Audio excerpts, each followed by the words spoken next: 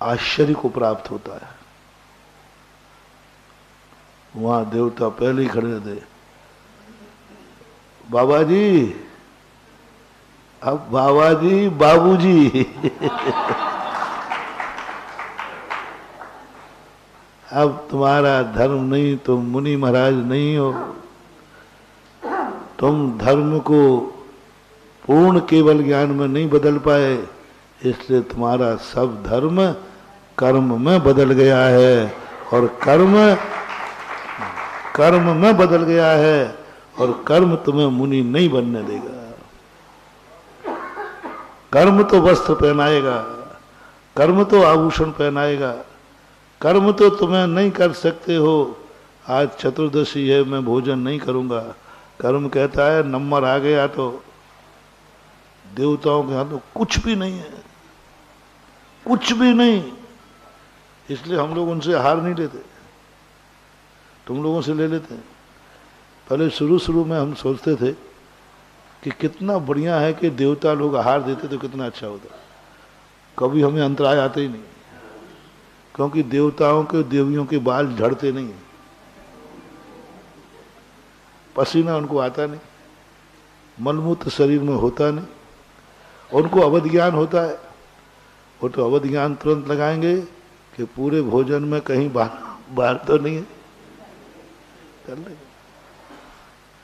लेकिन इतने बढ़िया, कोई शरीर में पसीना नहीं, गंदगी नहीं, मल नहीं, मूत्र नहीं, कुछ नहीं होता, शरीर रिफाइन होता है, बिल्कुल शुद्ध शरीर होता है। उनको नहाना धोने के सवाल ही नहीं, गंदगी ही नहीं, क्या नहाएंगे।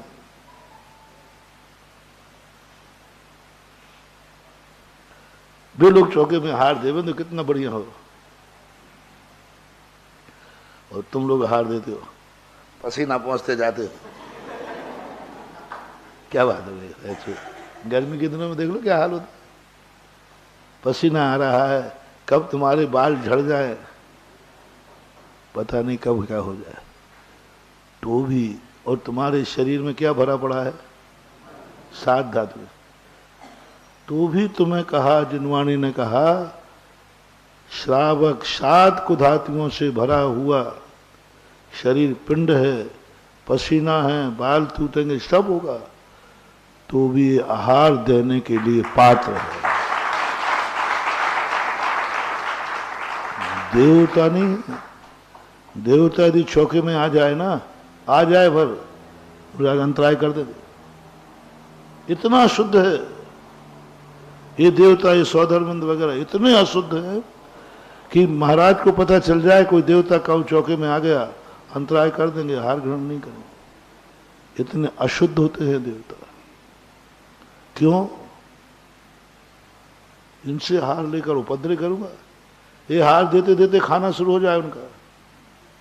मान लीजिए हार दे रहे हो, उसी समय सेकंड पर उनके खाने का समय हो गया, फिक्स है, बिल्कुल फिक्स है, 1 सेकंड टाल नहीं सकता। उधर आहार दे रहे हैं, इधर उनका खाना चालू हो जाएगा, अमृत। अब जूठे मुंह खाऊंगा, ले लूंगा बाहर, वो जूठे मुंह दे देगा। भगवान का अभिषेक कर रहा है, अमृत झरने का समय आ गया, मूल शरीर वहां खाने का अनुभूति कर रहा है, कुछ भी नहीं उनके हाथ में, सब कर्म नचा रहा है। तो कितना बड़ा डिमोशन हो जाएगा। इसलिए, लेकिन करूं क्या, पूर्व की गलती हो गई कि पंचम काल में जन्म लिया। आप लोगों से मेरा कहना है, आप लोग भी अभी कर्म के अधीन हैं, कर्म के अधीन तुम जिंदगी जी रहे हो। रावण का कर्म बहुत तीव्र था, अक्षय निधियां जो तुम्हारी निकली, कल बताया था चक्रवर्ती का, कर्म से, धर्म से नहीं। धर्म ने कर्म रूप वर्णन किया, कर्म से निधियां आई। डायरेक्ट धर्म निधि नहीं देता, धर्म देता नहीं है, धर्म को तो दिया जाता है, लेकिन वह धर्म जब कर्म में परिणत हो जाता है तो अक्षय निधियां रावण के भी आई और भरत चक्रवर्ती के भी आई। दोनों का धर्म कर्म परिणत हो गया। रावण कहता है कर्म का फल है भोगो, लंका सोने की बनाओ, ऐसो आराम करो। जब जब तुम्हारे मन में ये भाव आवे, समझ लेना तुम कर्म के अधीन जिंदगी जी रहे हो और ये कर्म तुम्हारे लिए पतन ही कराएगा, पतन ही कराएगा। तपेश्वरी से राजेश्वरी, राजेश्वरी से नरकेश्वरी। कितना भी तुम कमा के रख जाना, क्या उपयोग होगा उसका, क्या उपयोग होगा? पाप तुमने किया है।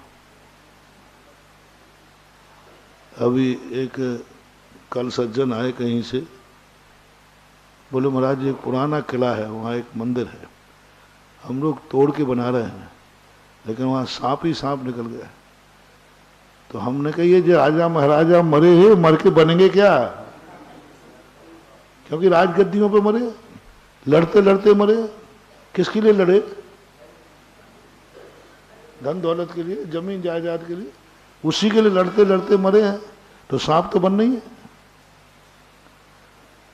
पूज्यवर वीर सेन स्वामी महाराज ने लिखा, जो जिंदगी में हमेशा किस्मत को लकी मान करके कहता है मेरी किस्मत बहुत लकी है, और हमेशा कमाने के रूप में लगा रहता है, अंत तक ऐसे मरकर धौ का पेड़ होते हैं। एक धौ होती है वृक्ष, धौ सफेद वृक्ष होता है। सारे पेड़ों की जड़ें जो हैं पानी की तरफ जाती है। मान लो यहाँ पेड़ लगाया तो उसकी मूल जड़ वहां जाएगी जहां आसपास पानी होगा, लेकिन धौकी पेड़ की जड़ पानी की तरफ नहीं जाती, वहां जाएगी जहां धन रखा है। अब देखो पेड़ है, पूर्व भाव का संस्कार देखना। पूज्यवर वीर सेन स्वामी महाराज ने श्री धबला जी में उदाहरण दिया है। देखो कर्म का संस्कार देखो उसका, उसकी जड़ वहां जाएगी जहां धन रखा है, पानी की तरफ नहीं जाएगी। पानी की तरफ छोटी नसें भेजता है जड़, मूल जड़ वहां भी। संसार का एक ही पेड़ है ऐसा।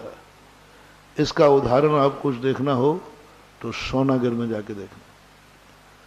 सोनागिर के पहाड़ में सोना है, चमकता भी है, उसका पत्थर देखना। उतने उतने टापू पे सोना निकाला भी गया, बरसों काम चला अंग्रेजों के समय, लेकिन महंगा पड़ा तो बंद कर दिया गया। अग्निकोण की तरफ जाना, आज भी वो सोने की खदानें हैं जहां से पत्थर निकाला जाता था और उसमें से सोना निकालते थे, लेकिन वो सोना इतना महंगा पड़ा तो कम है।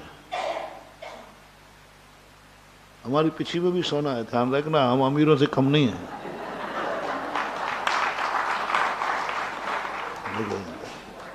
जो पीला पीला चमक रहा है ना, ये सोना है पक्का। ऐसा नहीं कि देखने में आ रहा है, नकली सोना नहीं है, असली सोना है। वैद्य लोग जब बच्चों को स्वर्ण भस्म देना हो तो कैसे इनको दें, क्योंकि ज्यादा दे नहीं सकते, तो मयूर पंख को ही जला करके देते हैं, क्योंकि इसमें सोने का अंश है। अपने शरीर में सोना है, सोना चांदी लोहा तांबा सब है। आयरन तो तुम्हें मालूम ही होता है, आयरन का उदाहरण तो मालूम ही है, सोना भी है, पर इतना स्वर्ण भस्म देते हैं। जिसके शरीर में पूर्ण स्वर्ण कम हो जाता है उसे स्वर्ण भस्म देते, रजत वर्ण देते, सब धातुएं खजाने। तो वहां वो सोना तो उस पहाड़ में है, अभी भी है। वहां के धोखे पेड़ जाकर देखना, सारे पेड़ यहीं आजू बाजू लगे हैं, उनकी जड़ नीचे एक नाला बहता है, पीछे साइड जाना परिक्रमा में, और धोखे पेड़ की जड़ को खोद के देखना, उसकी जड़ पहाड़ की तरफ जाती है और वो पत्थर पर जाके उसको चिपक जाती है। ये किसका संस्कार है?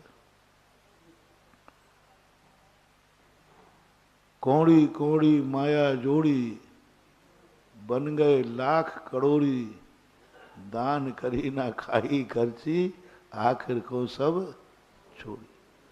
कर्म ने कब्जे में ले लिया है। बस अभी जो अपन 3 दिन से समझ रहे हैं, अपनी जिंदगी कर्म के बस में नहीं करना बस। और कर्म यही करता है, बच्चों को जोड़ो, परिवार को जोड़ो। क्या करेंगे? ये पाप तुम कर रहे हो।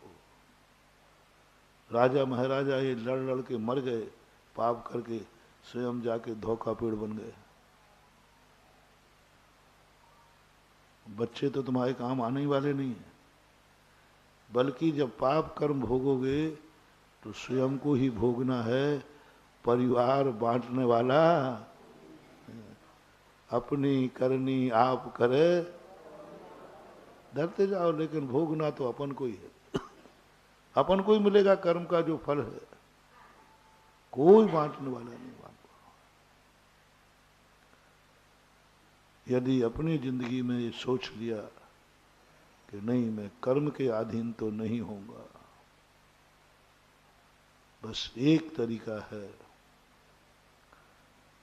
एक तरीका है कि कमाओ, तुम कर्म से कमाओगे। ध्यान रखना, मैंने पहले ही कह दिया, तुम्हारी कमाई तुम्हारे कर्म से होगी, धर्म से नहीं। धर्म कभी कमाई नहीं कराता, जब भी कमाई होगी कर्म से होगी। कौन नहीं कमाना चाहते हैं, लेकिन क्यों नहीं कमा पा रहे? बताओ भैया, कौन कमाई नहीं चाहता है? सब चाहते, सब धंधा पानी करते, सब व्यापार करते, लेकिन नहीं मिलता, नहीं मिलता। क्यों? कर्म साथ में, कमाई कर्म के अधीन है। तुम सब खाते हो, लेकिन सबको एक समान नहीं पचता। भोजन कर्म के अधीन है, कर्म के अधीन। हवेली बन रही है, बनेगी, कर्म के अधीन, तुम्हारे अधीन नहीं है। कौन नहीं चाहता कि मेरे पास अच्छी हवेली हो? बोलो भाई, चाहते हो कि नहीं? क्यों नहीं बन पा रही? कर्म के अधीन। तुम्हारा सारा धर्म पूर्व का किया हुआ कर्म के कब्जे में चला गया। अब कर्म ही तुम्हारी जिंदगी बनेगी। अब हमारी जरूरत कर्म के लिए नहीं है। जो मैंने कहा था, मैंने आज तक कहीं भी तुम लोगों को मकान बनाने का उपदेश नहीं दिया।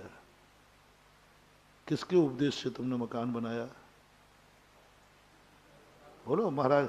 हमने मलय महाराज का प्रवचन सुना था कि अब हर व्यक्ति को अपना मकान बनाना चाहिए। उनका नाम बताओ, बताओ नाम। बहुत महाराज है, फिर भी इतने सारे मकान कैसे बन गए कमला नगर में? मैंने तो कहा ही नहीं था, मैंने तो कहा ही नहीं था। मैंने किसने कहा था तुम गाड़ियां खरीदो? मैंने तो कहा ही नहीं था, कहीं नहीं, कुछ नहीं कहा। तुम जितने कार्य कर रहे हो संसार में, इसको कहने वाले गुरु का नाम बताओ। एक मंदिर बनाने के लिए गुरु की जरूरत पड़ गई। 1000 मकान तुमने बिना गुरु के बना लिए, पूछे भी नहीं। हजारों मकान दुनिया में बन गए बिना गुरु के। और जो बिना गुरु का बनता है वही कर्म है, और जो गुरु के कहने पे बनता है वही धर्म है।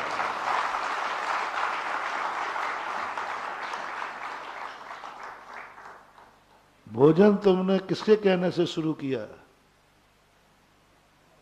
बोलो भोजन। अरे जन्मते ही चिल्लाए थे, लाओ